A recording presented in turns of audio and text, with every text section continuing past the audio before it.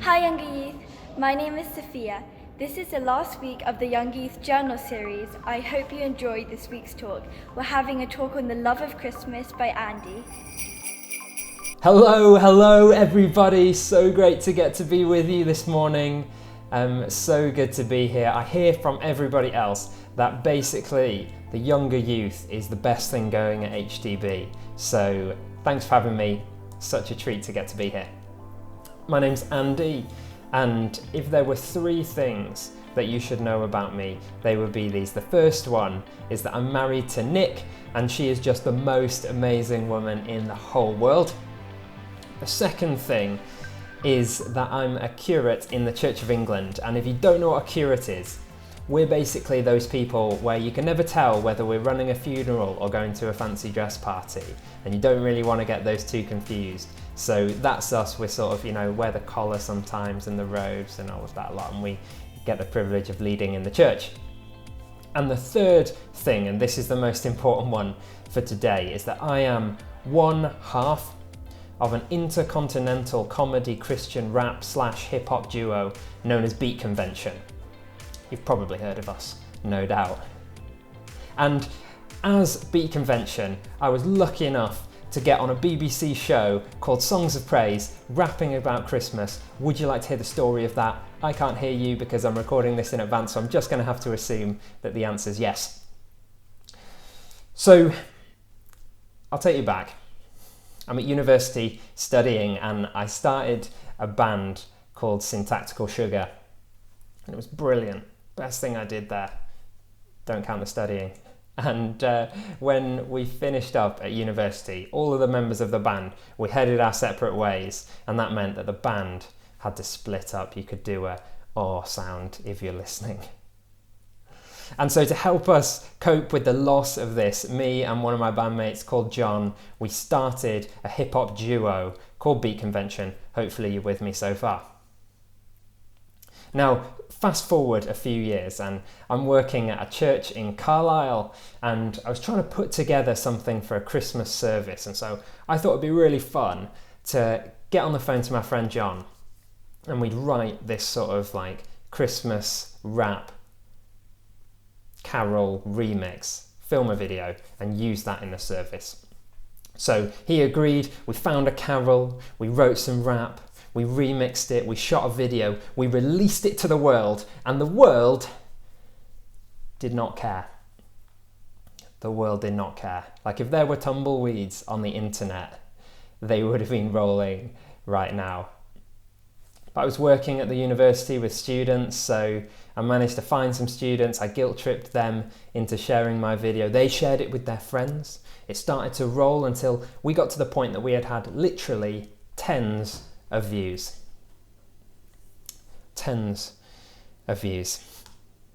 Now, it must have been a pretty slow news day at the BBC, because somehow in one of the offices somebody had been watching my video, and so they called me up and they said, one, would you want to go on the local news station? It's called BBC Look North, and we'll do a piece about you. And two, if Andy, you're going to write another Christmas rap next year, then we want to put you on this show called Songs of Praise on the Christmas special.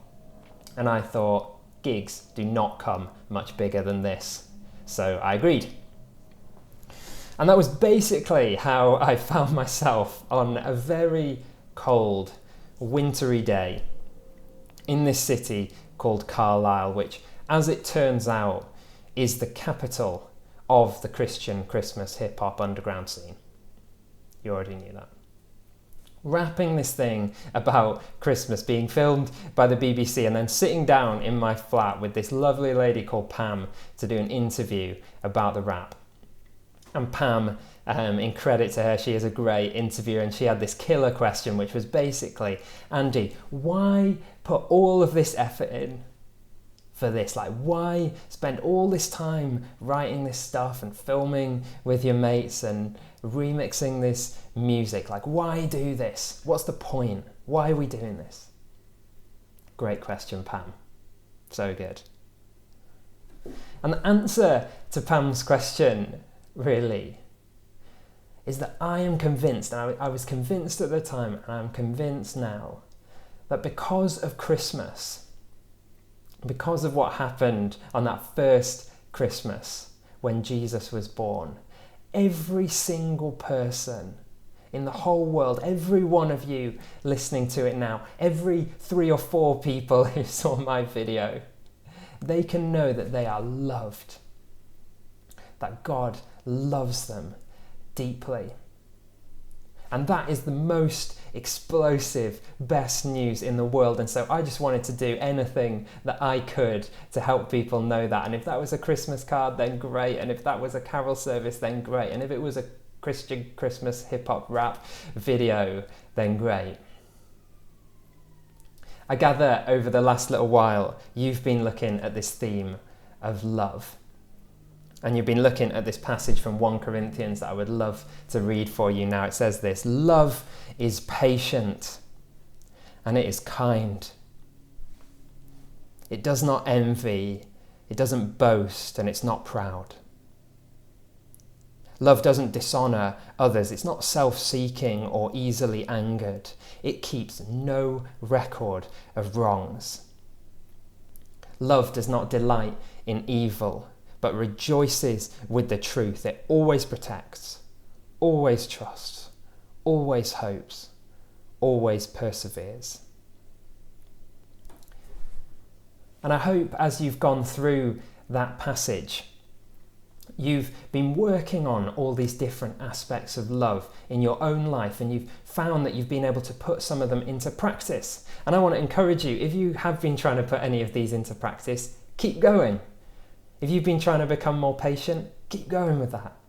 If you've been trying to become kinder, keep going with that. If you've been trying to persevere more, persevere with that. But the thing I want to encourage you with today is that God is love, that he loves you, and that what that means is all of these different characteristics in this passage, God has those things in his heart for you. And we can see all of these in the Christmas story. Let me give you a few examples.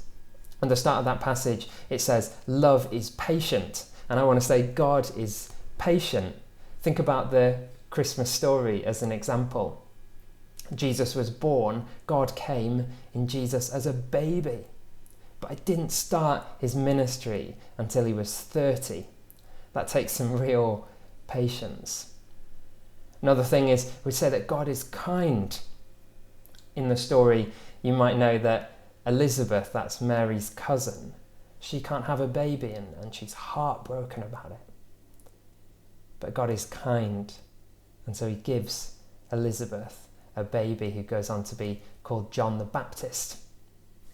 Let me find some other things.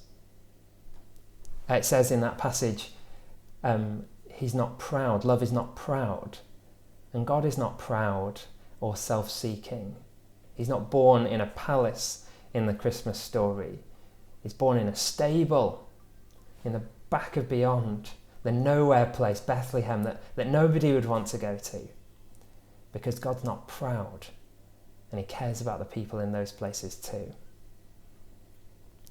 And so my encouragement to you today is that because of the Christmas story, and every time you read that story, I hope that you'll see these kindnesses, the love of God, and you'll know that he has those things for you. And it's regardless of whether you manage to put these things into practice or not. Whether or not you're patient, God will be patient with you. Whether or not you're kind, God will be kind to you. He'll keep no record of your wrongs. He'll persevere with you. He'll hope in you. He'll protect you because he loves you. And hopefully that gives you the motivation to go and love others, to put these things into practice. And so I just want to finish by reading the passage just once more.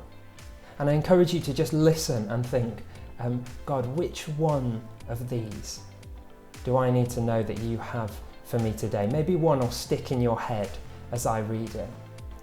And just know that God has that thing for you. In this passage it says, God keeps no record of wrongs. And That's the thing I need to hear from God. He forgets the things that I've done that are wrong. But there might be something different for you. So as I finish, I'll read this passage. Just listen out. What is it that God has for you today? He loves you. So let's listen to this. Love is patient. Love is kind. It doesn't envy. It doesn't boast. It's not proud. Love does not dishonor others. It's not self-seeking. It's not easily angered, and it keeps no record of wrongs. Love does not delight in evil, but rejoices with the truth.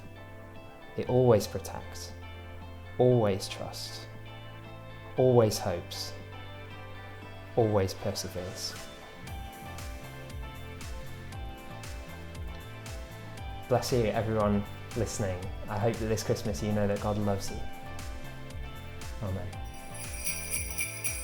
Thank you, Andy, for that amazing talk. I hope you enjoyed it as much as I did. If you haven't yet, check out the PDF in the description or on the website. I hope you have a great Christmas and see you in the new year.